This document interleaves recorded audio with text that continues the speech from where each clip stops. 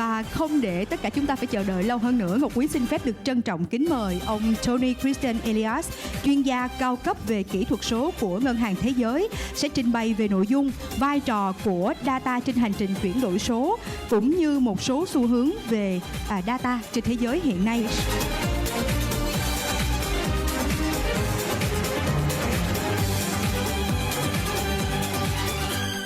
Good morning, everyone.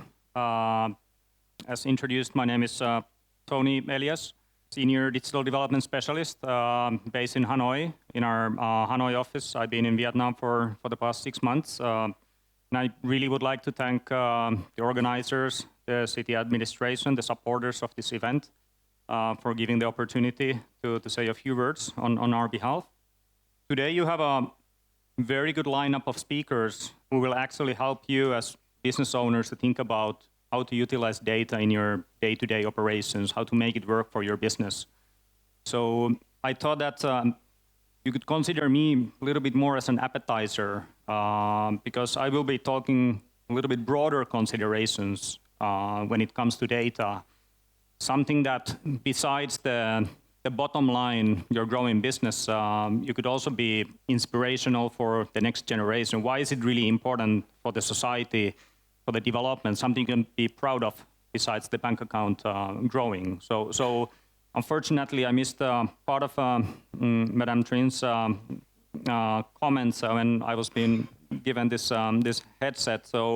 But linking the data aspects to the digital transformation overall, and it is, those aspects are relevant to your business, even though they may not always be like your day-to-day tasks or immediate challenges to solve. So my presentation is in a couple of different parts. I'll start a little bit high level, but then I jump into the data aspects pretty quickly after that, and really thinking of the data from the development perspective. And then finally, I'm going to be zooming in to the private sector aspects as well, and what can we do to make sure that private sector is able to maximize the value of data, and eventually the society can benefit. Most of you probably know that there are very ambitious goals that the Vietnamese government has set for digital transformation for the next number of years. Goals and the objectives are pretty clear. Digital transformation is an important pillar in order to grow the country economically to the next level, all the way to the high income status. While Vietnamese government has obviously set a number of very specific targets and goals in different areas, and many of the agencies and ministries have either completed or are working on the digital transformation strategies and action plans. We are working as a World Bank with many of the governments of the world to help them to also think through these elements. And I just wanted to very quickly highlight the sort of a way how we structure the kind of underlying digital transformation topics that are then relevant to the growth of number of areas. So I won't spend too much time on this, but on the right-hand side, on your left-hand side, the digital infrastructure is often the very key. And looking at from the policy perspective, because that's the area where we work as World Bank, it is the competition policy regulations, but also looking at the universal access and uptake. And it's important for you as a business owners, because at the end of the day, you want to make sure that your market is big enough to support the business case that you have. So we want to make sure that people, even in the most rural areas, have universal access. Going to the right, digital platforms, you could look at this on both public platforms and private platforms. So the services that both businesses and individuals receive from the government and different agencies, as well as all the private sector players, like most of you are, what sort of services you provide. And then we're enablers. Obviously, financial transactions are a key. So there are lots of considerations about digital financial transactions. And then importantly, the skills, whether it's your end users, your employees, whether it's government employees who you work with. So having those sort of basic skills, intermediate skills, and advanced skills are very important in the digital transformation journey. But But at the same time, we know that there are great benefits, but there are also a number of risks. And that's why the safeguards are important. And I'll talk about the data aspects a little bit later more. But the data privacy and cybersecurity aspects are key. So we need to balance the risks. And then more increasingly, and actually Vietnam had set quite really interesting goals and showing example in the COP objectives to look at the environmental sustainability, whether it is from the sector to make sure that we take climate considerations like greening data centers, but also what can we use in terms of the data to make better decisions when it comes to climate change. And then key cross-cutting areas are obviously social and gender inclusions, as well as then regional and global collaboration. So this is the kind of very broad digital transformation or digital development framework that the World Bank has been using. Now, if we're looking into the data itself in particular, there are three pathways that we see in terms of having development, so positive development impacts. So on the left-hand side, where we have data production and collection, there are key stakeholders and institutions that then can help to make sure that there are positive development benefits. So let me just go into a little bit of the details of that. Obviously, we're looking at the individuals, civil society and academia. That's one kind of a group of stakeholders. They have this sort of a tendency of looking at making sure that there are transparent decisions. They're creating also demand. But the accountability is key, especially if we're looking at the kind of positive development aspects. On the middle and the center level, we have the government and public international organizations. So oftentimes there's a lot of data that's been held by these organizations. And this data can either be used for better service delivery, but also to make better decisions how their own beneficiaries can be served. And then very importantly, and majority of the audience here today is from the private sector, where data is being used either in the production processes or creating something new, very new innovative services. So creating business opportunities that then, so when we're from an international organization perspective, looking at the data and development, there are the benefits of growth, jobs, better services. But I've also mentioned the risks, making sure that we avoid exploitation of personal data, discrimination because of AI algorithms, for example. So we are looking at it, how can we maximize the digital dividends of the data? And that's where we're looking at the social contract. This is one framework for it. And the social contract, in this case, consists of three key ingredients. So one is the value. So how do we make sure that we get the full value of the data? The second one is the trust, because once you have trust, once you have established trust, your users are more willing to use the services, share some of the data because they know that it won't be leaked somewhere else, etc. So making sure that there are the safeguards, everyone feels comfortable working with the data. And then looking at the equity itself, who really is benefiting? Are we able to make sure that the wide range of society and stakeholders are benefiting? And how do we make sure that we have an equal playing field so that there's not one or two big players who are reaping all the benefits of data?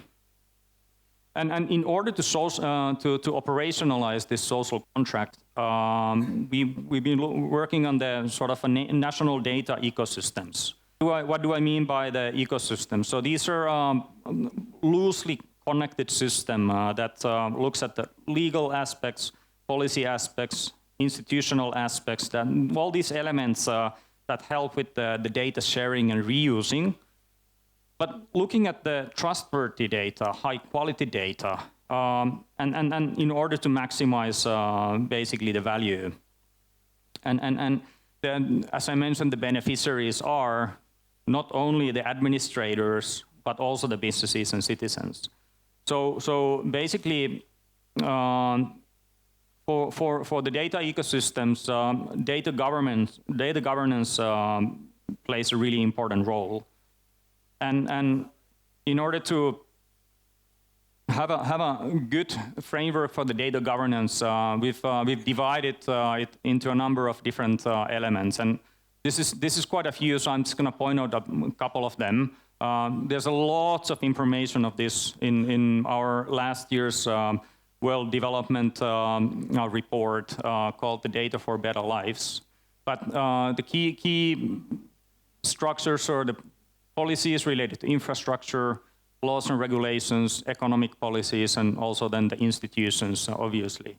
So, for example, how do we make sure that we have a domestic data infrastructure that supports the growth targets? How do we make sure that there are technical standards that support the international and regional elements? And it even goes all the way to global trade agreements, looking at the international tax treaties, etc. So this is one way of breaking it down when it comes to data ecosystems and data governance. Most of the countries, as they're going through designing and improving their data governance, there are also these really key questions that we tend to work through. So again, these are just a couple of important examples here. But for example, the middle one here, how does a country ensure trust in its data? And that also is part of the broader culture of the country. And how do you make sure that laws and social provisions are supporting that? And for example, the last one here, how should a country develop human capital? It's the skills parts to derive benefits from the data. So I just wanted to highlight this, that these are not questions only for Vietnam or for Ho Chi Minh City and the subnational level, but these are actually questions that most of our counterparts go through. And then what we often do is that we bring some international best practices. So we've been working with, for example, Korean government closely, or some of the European Union governments who have maybe been working on these aspects for a bit longer than some of our other counterparts. So let me then move on to the few aspects of the private sector considerations itself. So how do we make sure that we maximize the data as a resource for better services through the private sector? I'll give you just one example. This company, LUHEN, is something that kind of was highlighted sometime last year. They're utilizing publicly available data to actually help to make development impact, but also having a good business case. So they're monetizing it. They complement the data with their own efforts, but basically the LUHEN as a company, they work with 10 largest house builders in the UK. They've actually supported thousands of SME property developers, and through their efforts, there's been 50,000 homes in the UK that has benefited from their efforts. And I think that the important part of it is really that the data that's out there openly, but also their own efforts, they're utilizing it, but they're supporting the housing crisis and helping to solve that. And as business owners or members from the business community, the monetization part is key. So there are a number of these examples where the publicly available data has been made into use and good use. On our end at the World Bank, we've been working with the public administration to help them to understand some of the challenges when it comes to digital transformation and data in particular. And then we're helping them to design solutions, whether they're policy related or investment related. And here in Ho Chi Minh City, for example, the Department of Information and Communication has been a very important partner for us for a number of years. So a couple of examples here. So we're we do some benchmarking, looking at different countries and how our counterparts fit in, how do they compare to some of the countries we're working with. We pick up, highlight some of the key issues that our administrator counterparts may want to look into, start prioritizing in order to progress. And do this process, we also consult quite closely with the private sector as well. We want to make sure that we understand the inputs and the concerns of the private sector. So just the one example of a somewhat recent publication that came out earlier this year, which has data-related aspects, we looked at the digital market regulations that can promote the business innovation and digitalization in Vietnam. And we basically looked at the different regulatory areas, and then from that, we picked up sort of where the country is at the moment. What are the areas that, some clear challenges that should be worked, where the country is doing pretty well. And again, from data perspective, it includes the e-transactions, it includes cross-border transfers, personal data protection, open data policies, etc. And I think that oftentimes, from a business perspective and business owner, these tend to be a little bit boring topics. I started my own career in a private sector as well in Finland. But at the same time, it's important that you also understand what are some of the limitations, what are some of the challenges, and what are some of the possibilities, also from the policy and regulatory perspective. So I do encourage you to, when you're considering what might impact your business itself, look at resources like this somewhat recent report that we published. We've also been working closely with the various government counterparts on the data sets when it comes to mobility, health, floods. We have this big data observatory concept. And this is, we're obviously learning together with our counterparts, but it's important for us to test what could actually provide the best value. And as I mentioned, these can be in different areas. And I think that there are opportunities to work with the private sector as well. So some of the obstacles that are very typical when looking at open data and how could private sector benefit from it. It depends on government to government, but government databases are often quite fragmented. And you can look at it from both horizontal and vertical levels.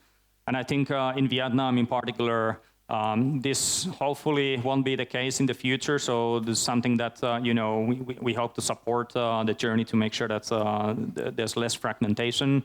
The quality of the data would be less patchy. And then obviously, the machine readability, so it doesn't require that much manual work. So these are just a couple of examples here, and still coming back to the safeguards and enablers. So I think in some cases, private sector actually and private entities can have even more valuable data. And in some governments' cases, one might need to regulate or have some legal aspects into how do we get that data also to benefit the broader ecosystem and other stakeholders. So this is my last slide, and just wrapping up my presentation. But we're keen to hear from you and learn from you. At the moment, especially in the Ho Chi Minh City, we've been working on the data governance aspects, and one of those elements out of many is to see how could the publicly available open data could be put into better use in the future. So I had a UK-based example, but in the future I would love to replace that with an example from Vietnam. If you know an amazing story from Vietnam of an entity that's utilizing public data for development, please come let me know. Maybe next time I talk about this, I can put that company there instead, just to be somewhat more visionary and give a better peer example. I'm also very interested in knowing who are some of the very relevant stakeholders we should involve as we start working with the open data and potentially developing some pilots, both in this region as well as nationally. So if you know some really important stakeholders that we may want to talk to, please come and let me know. If you may want to be involved somehow, please come and let me know. And then obviously, there are some, in other parts of the world, it's not always the public sector that's actually making or use it better and making sure that there are solutions out there.